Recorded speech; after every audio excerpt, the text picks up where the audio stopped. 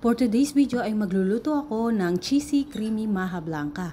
Bali naglagay na ako ng 6 cups na cornstarch. Ayan, tapos naglagay na rin tayo ng 6 cups na water. Haluin lang po natin ng mabuti yung cornstarch para matunaw ito. Ayan, ganyan lang po ang gagawin nyo kapag nagtunaw po kayo ng cornstarch. Ayan. Kailangan po kasi matunaw ng mabuti yung cornstarch. I-set aside na muna natin. Ayan, naglagay na ako ng kawa at nilagyan ko na ng 3 cups na purong gata. Naglagay na rin ako ng 2 latang corn. Ayan, bali itong isang latang corn ay durog na corn. Yung isa naman whole corn. Naglagay na rin tayo ng 3 latang condensed milk. Ayan. Bali, itong gagawin ko guys, pang negosyo recipe po ito. Kung gusto nyo pong magnegosyo ng maha blanca, try nyo lang po itong aking recipe. Ayan, naglagay na rin tayo ng 2 latang evap milk. Nag-add na rin tayo ng 2 cups na white sugar. Ayan, haluin lang po natin ng mabuti. Bali, halo lang po tayo ng halo dito sa ating ingredients para hindi po masunog yung ilalim.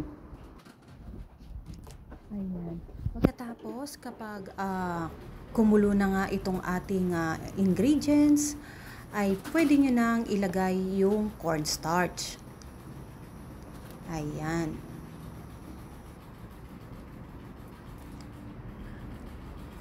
Bali guys, pang negosyo recipe po itong aking niluluto. Ang aking nagastos dito, ang aking puhunan dito ay 450 pesos.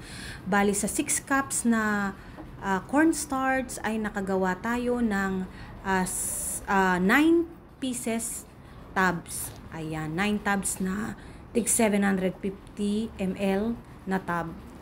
Ayan, bali nabibenta ko siya ng 100 pesos yung isang tub. Pagkatapos, ang kinita ko dito ay 450 pesos sa siyam na tub. Ayan, bali ang puhunan ko ay 450. Yung kinita ko naman ay 450 din. Ayan, kung gusto nyong magnegosyo nito guys, ayan, try nyo lang tong aking recipe. Ayan, kung mas marami pa po kayong mabibenta, ay mas malaki pa po ang kikitain nyo dito. Ayan, madali lang naman pong magluto ng maha blanca. Ayan, malapit nang maluto ang ating maha blanca. Ayan, kapag ganito na po ang consistency niya, ibig sabihin ay luto na ang ating maha blanca.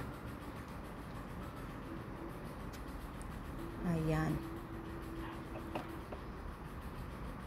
Ilagay na natin sa tub. Bali 750 ml tub po itong aking ginamit. Pero 3/4 lang po itong linagay natin, hindi po natin siya pinuno. Ayan, nakagawa tayo ng 9 tubs. Ayan, try nyo rin lutuin ito guys. Ayan, sa mga gustong magnegosyo ng maha blanca. Ayan, thank you for watching.